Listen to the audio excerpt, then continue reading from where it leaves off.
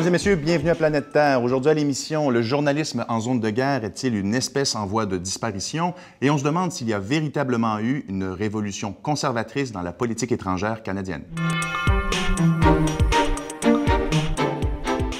Dans le 19 août dernier, le journaliste américain James Foley a été assassiné par le groupe djihadiste État islamique après 2 ans ou presque 2 ans de captivité. Il suit ensuite l'Américain Steven Sotloff. Des assassinats publics qui ont suscité l'émoi, mais aussi l'effroi et viennent remettre en cause un métier fondamentalement dangereux, le journalisme en zone de guerre.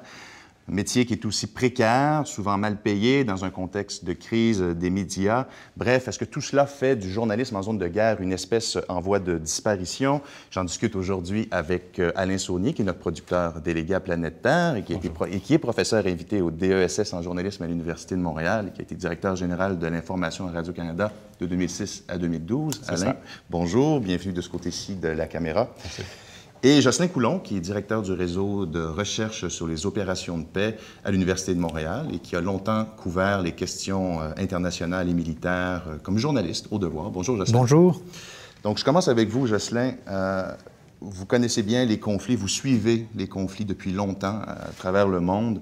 Est-ce que ces conflits-là, est-ce que leur évolution ont rendu le métier de journaliste en zone de guerre encore plus périlleux qu'avant? Oui, les conflits d'aujourd'hui ont rendu le journalisme en zone de conflit plus périlleux parce qu'il y a 20, 30 ou 40 ans, les journalistes étaient déployés sur des théâtres d'opération avec des acteurs ou des belligérants reconnus par la communauté internationale. Et donc, ils joignaient le côté américain ou le côté vietnamien, si on prend cet exemple-là. Et ils étaient bien traités par les deux côtés, soit parce qu'on voulait les utiliser à titre de propagande, soit parce qu'on voulait transmettre de l'information. Or, aujourd'hui, le journaliste évolue dans un monde éclaté où il y a des groupes qui naissent, qu'on ne connaît parfois pas, qui ne sont pas reconnus par la communauté internationale, mais qui cherchent la reconnaissance internationale.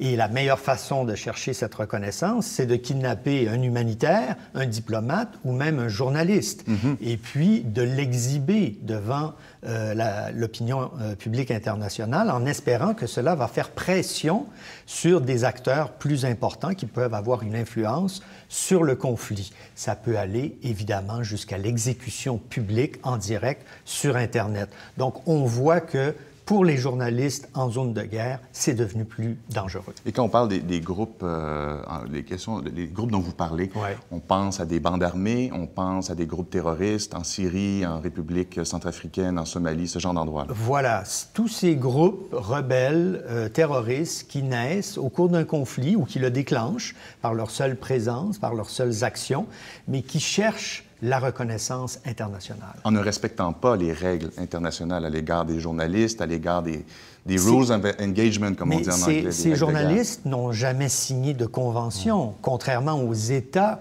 lorsque les États entrent en conflit, ils respectent un certain nombre de traités et de conventions parce qu'ils sont redevables devant la communauté internationale. Oui. Marie-Ève Bédard, correspondante de Radio-Canada au Moyen-Orient, basée à Beyrouth, disait dans Le Devoir, justement, le plus difficile aujourd'hui, je la cite, c'est de ne plus vraiment savoir à qui on peut faire entièrement confiance, qui pourrait peut-être nous trahir. Donc, une perte de repère là, pour les journalistes. Alain, ce contexte-là, plus périlleux sur les zones de combat, les zones de guerre, qu'est-ce que ça a comme impact du point de vue logistique pour les grands médias? Est-ce que ça rend la chose plus complexe, plus compliquée, plus coûteuse aussi? Bien, d'abord, soyons plus précis. Moi, je dirais que dans le cas de la Syrie, c'est un cas unique. Oui. Il y a aussi les régions autour de ce conflit-là armé. Mais ce que ça a changé, puis je fais référence à ce que disait Jocelyn tantôt, il y a 20 ans, 30 ans, les journalistes jouissaient d'une certaine forme d'immunité parce qu'ils étaient un peu comme les arbitres au-dessus de la mêlée pour pouvoir dire que telle chose est vraie ou telle chose n'est pas vraie, etc. Donc, là, on parle vraiment d'une situation qui est totalement différente aujourd'hui. Alors, ce que ça a changé, c'est que de plus en plus, les journalistes sont formés. Par exemple, une organisation comme AKE, c'est une organisation formée d'anciens soldats britanniques qui donne une formation de base aux journalistes. Ça coûte très cher, d'ailleurs. Et ce n'est pas tous les médias qui font en sorte que les journalistes vont suivre cette formation-là. Oui. Par ailleurs, c'est du cas par cas aussi. Moi, j'ai échangé avec quelques journalistes pour l'entrevue d'aujourd'hui. Et puis, ce qu'on nous dit à l'heure actuelle, c'est que la Syrie est vraiment un cas très particulier. Il n'existe plus aucune région sécuritaire, entre guillemets, pour un journaliste. Donc, de plus en plus, on va se retirer de la série. L'AFP a annoncé la semaine dernière, ou il y a 2 semaines, qu'elle retirait tous ses journalistes et que même elle ne ferait pas appel à des freelances, à des journalistes pigistes sur le terrain, parce qu'ils n'achèteraient même pas leur reportage, parce qu'ils ne veulent pas encourager ce genre de situation-là. Ça, c'est aussi assez unique. Ça fait... Moi, en tout cas, je n'avais pas vu ça avant ça. Oui, on reviendra sur la question des pigistes qui se posent véritablement là, un peu plus tard. Mais est-ce que tout ça ne donne pas un contexte aussi? Enfin, est-ce que ça ne plonge pas les médias, les grands médias, qui ont l'habitude de déployer des journalistes dans ces zones-là dangereuses, est-ce que ça développe pas une certaine aversion du danger, une certaine aversion du risque, finalement? Bien, c'est-à-dire que le risque, il vient de nulle part et de partout à la fois. Oui. Et c'est ça qui est probablement différent dans la situation qu'on vit dans le cas de la Syrie, précisément. Mais le risque, c'est aussi parce que le journaliste, puis les échanges que j'avais avec quelques journalistes au cours du week-end, maintenant se pose la question. Est-ce qu'on y va ou on n'y va pas? Et c'est ça le terrorisme. Le terrorisme, c'est de semer la terreur, c'est d'influencer la population par des gestes de terreur. Ouais. Or, là, la terreur a touché directement les journalistes. Et ça, c'est vraiment, je dirais, un effet qui va avoir un impact immense sur la production journalistique au cours des prochains mois. Oui. Donc, finalement, vous reliez à ce que Jocelyn disait tout à l'heure. C'est véritablement une zone plus dangereuse. C'est pas juste une aversion pour le risque, c'est un risque qui est vraiment plus grand qu'avant. Ah oui, tout à fait. Ouais. Tout à fait. Vous avez touché à la question des pigistes, Alain, et il y avait un article qui a fait sensation en 2013, été 2013, un témoignage de la pigiste italienne Francesca Borri, qui donnait des exemples, qui montrait comment ça se passait sur le terrain, vraiment des demandes de la part des médias déraisonnables, à des prix dérisoires. Donc, finalement, les grands médias se départaient, se défaisaient de leurs responsabilités à l'égard des médias et se fiaient davantage aux pigistes. Qu'est-ce que c'est, Jocelyn, vous qui avez une expérience de journaliste aussi, est-ce que c'est une solution viable, durable? Est-ce que c'est une façon convenable de couvrir la guerre? Bien, là, on pose un problème moral à ce moment-là. Et si les grands journaux retirent leurs journalistes qui, évidemment, ont la sécurité d'emploi, le salaire et tout, d'une zone de conflit, il n'y a rien qui interdit à un journaliste aventurier d'y aller et d'offrir son travail. Parce qu'après tout, c'est ça aussi le journalisme en zone de conflit, c'est accepter un certain nombre d'inconnus, accepter le danger et essayer d'informer la population du mieux qu'on peut. C'est évident qu'un journaliste pigiste ne peut pas vivre de 75 $ à chaque fois qu'il envoie un article, mais pour lui, c'est peut-être l'occasion aussi d'entrer dans les médias. Après avoir fait cet écolage assez brutal, ça lui permettra peut-être de joindre un grand média, si les grands médias engagent encore. Oui. Mais je pense qu'on peut pas l'ignorer, et c'est une décision très personnelle.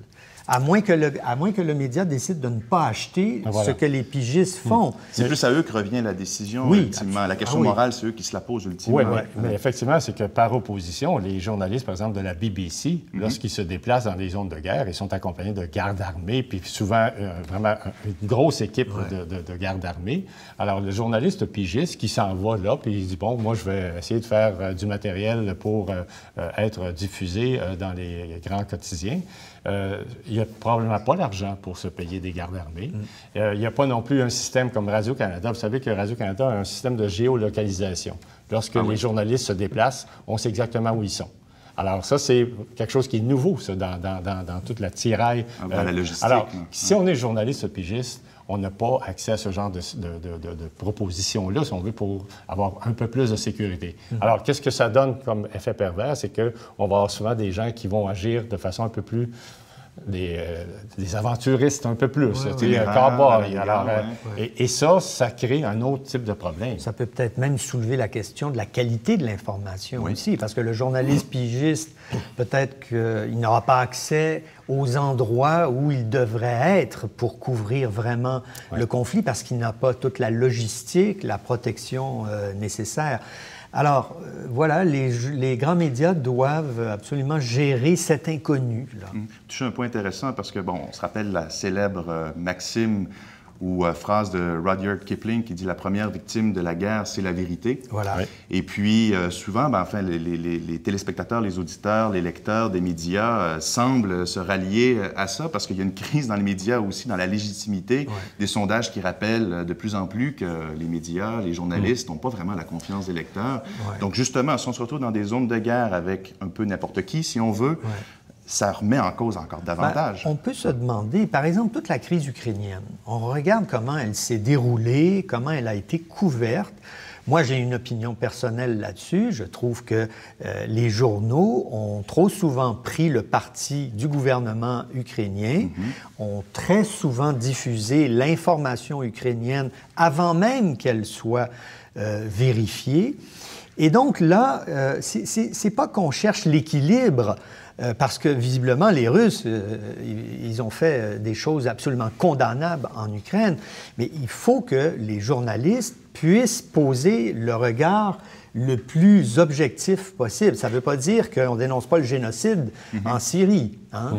Là, il y a des limites à l'objectivité. L'effet pervers, c'est que les journalistes qui sont seuls, qui sont des freelance, comme on les appelle, n'ont pas l'appui de médias aussi pour leur dire, écoute, dans telle région, il s'est passé ça aujourd'hui. Souvent, ils n'ont même pas accès à Internet dans des régions où ils se déplacent parce que c'est trop compliqué de le faire. Alors que si on est avec un gros média, les gens de la BBC, en général, sont très, très bien appuyés. Alors, moi, ce que je pense que ça va avoir comme effet pervers, c'est qu'il va y avoir de plus en plus de matériel non vérifié. Il va y avoir de plus en plus de vidéos et de photos qui vont provenir. On ne saura pas si ça aurait été truqué ou manipulé par qui que ce soit. Et ça va encourager une certaine forme, je dirais, de cynisme aussi. On va dire, ben là, dans le fond, est-ce qu'on peut vraiment croire à tout ça? Et l'effet recherché par les terroristes, c'est celui-là aussi. Alain Saunier, Jocelyn Coulon, merci beaucoup. Merci. Les questions internationales remontent à la surface du débat politique canadien avec la participation du Canada à la lutte contre le groupe État islamique au Moyen-Orient. À Planète Terre, on s'est dit que c'était l'occasion de se poser la question, en fait, de revenir sur la politique étrangère du Canada dans son ensemble et de se demander si, après près de 9 ans de gouvernement conservateur, il y a véritablement eu une révolution conservatrice dans la politique étrangère du Canada. Aujourd'hui, je pose la question à Riowa Chung, qui est professeur au département de philosophie de l'Université de Montréal et s'intéresse surtout à l'éthique des relations internationales. Bonjour, Riowa. Bonjour, Jean-Frédéric. Et Gabriel Goyette, qui est doctorant en sciences politiques à l'Université de Montréal et travaille essentiellement sur les transformations contemporaines de l'aide publique au développement. Bonjour, Gabriel. Bonjour. Donc, Riowa, je commence avec vous et je vous lance la question tout simplement. Y a-t-il véritablement eu une révolution conservatrice dans la politique étrangère du Canada?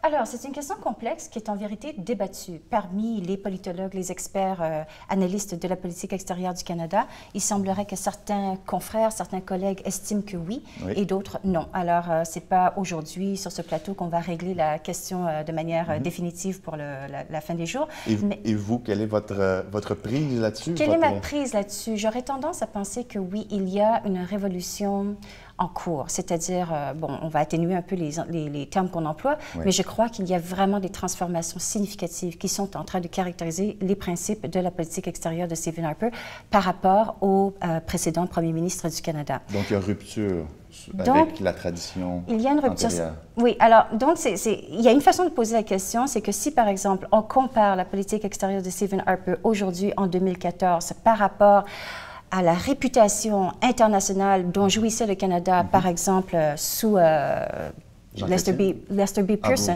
En fait, oui, c'est ça, aussi loin que ça, comme chacun sait, qui était lauréat d'un prix Nobel de la paix pour son intervention au canal de Suez et qui a été donc aussi l'inventeur, en fait, des casques blancs de l'ONU. Casques bleus. Des casques bleus, pardon, des casques bleus de l'ONU.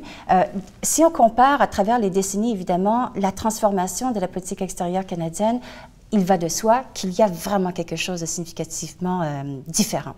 Par contre, si on inscrit la politique extérieure de Stephen Harper dans un continuum linéaire un peu plus, justement, coulant, un peu plus linéaire, et qu'on compare avec certaines transformations qui avaient caractérisé, par exemple, sous Jean Chrétien ou sous Paul Martin, certaines orientations de la politique extérieure du Canada, il est vrai que certains vont dire que, eh bien, en fait, il y a quand même un peu plus de continuité qui n'y paraît à première vue, dans la mesure où il commençait à y avoir un désinvestissement par rapport à certaines questions environnementales. Il y avait une augmentation de croissance dans le budget militaire qui devenait de plus en plus importante, etc. Et dans ce sens-là, en effet, on dirait que Stephen Harper ne fait que radicaliser des choses qui, en vérité, avaient déjà commencé à se mettre en place auparavant. D'accord. Vous avez touché à certains points, on y reviendra un peu plus tard. Et je continue avec Gabriel, vous travaillez sur les questions d'aide au développement. Puis, il faut dire qu'au Québec, c'est un aspect de la politique étrangère ou de l'action internationale du Canada qu'on suit particulièrement. Puis, dans les dernières années, on a vu la fermeture de plusieurs organismes d'aide au développement qui ont soulevé beaucoup de critiques. Il y a eu la fusion de l'ACDI avec les affaires, avec Affaires étrangères. Donc, dans l'aide au développement, est-ce qu'il y a véritablement là, une marque conservatrice là, marquée au fer rouge? Là? J'aurais tendance à dire que oui, en fait. Depuis l'élection des conservateurs, on a vu des transformations au niveau de l'aide canadienne qui sont à la fois larges et profondes. Par exemple, sous Bevoda, lorsqu'elle était ministre de la Coopération internationale, elle a présidé une réforme de la programmation canadienne au niveau multilatéral, bilatéral, du partenariat avec les Canadiens, qui était le programme qui finançait beaucoup les ONG canadiennes, et de l'éducation du public. Et donc, vraiment un changement à tous les niveaux. Quand on regarde plus spécifiquement les changements qui ont été faits, on constate que c'est des changements qui, oui, étaient inspirés dans une certaine mesure par des dimensions idéologiques. D'ailleurs, le gouvernement s'en cache pas, il l'appelle, lui, la dimension éthique plutôt que la dimension idéologique.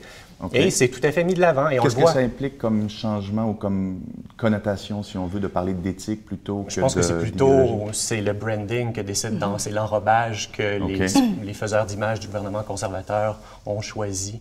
Éthique ou morale, donc les questions morales. Exactement. Et on le voit particulièrement, par exemple, sur les enjeux comme les droits humains ou les droits des femmes, par exemple, ou les gens qui s'intéressent particulièrement à cette question-là vous diront que d'une approche où on faisait une promotion plus holistique des droits des femmes, on est passé aujourd'hui avec une approche en termes de santé maternelle où les femmes ne sont plus que des mères.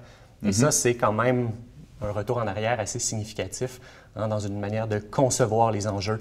Mais peut-être plus fondamentalement encore que ce virage moral-là, c'est aussi, comment dire, la transformation dans le rôle de l'aide canadienne à l'intérieur même de la politique étrangère. Je ne vais pas ici essayer de soutenir que l'aide canadienne était particulièrement autonome et avait ses propres objectifs sous l'ensemble des gouvernements antérieurs. Mais il y a un virage clair chez les conservateurs pour lesquels l'aide internationale, c'est vraiment un outil au service de la politique étrangère. Et on voit un peu cette tendance-là aussi pour ce qui est de la diplomatie canadienne. Vous avez mentionné la fusion de l'ACDI dans les affaires étrangères, mais au début du mandat conservateur, les conservateurs ont fusionné affaires étrangères et commerce international. Et l'année dernière, à l'automne 2013, ils adoptaient la politique de diplomatie économique qui visait à mettre au service des intérêts commerciaux du Canada sa représentation diplomatique internationale. Mais ça fait longtemps quand même que dans la politique d'aide au développement, il y a l'idée d'avoir justement une aide liée, c'est-à-dire qu'un certain pourcentage vraiment non significatif de l'aide étrangère devait provenir du Canada. Donc, l'aide étrangère devait se fournir, si on veut, à même le Canada. Donc, il y avait déjà un lien avec l'aspect commercial, si on veut. Tout à fait. Et ça, c'est un excellent point. Le Canada a été un champion, en fait, de l'aide liée en termes de pourcentage de son aide totale. Il y a seulement le Japon qui a atteint un niveau plus élevé que le Canada. Et on a oscillé certaines années à près de 90 % de notre aide qui était effectivement de l'aide liée. Sauf que dans un contexte... Disons-le, parce qu'il faut dire des choses positives aussi sur le gouvernement canadien. Un des éléments positifs du gouvernement Harper est d'avoir fait réduire de manière extrêmement significative l'aide liée, tant et si bien qu'aujourd'hui, c'est en bas de 20 %. Alors qu'avant, ça pouvait aller jusqu'à un tiers ou 50 On a oscillé jusqu'à 80 % dans le cas du Canada. Le Canada a toujours été très significativement au-delà de la moyenne de l'OCDE à ce niveau-là.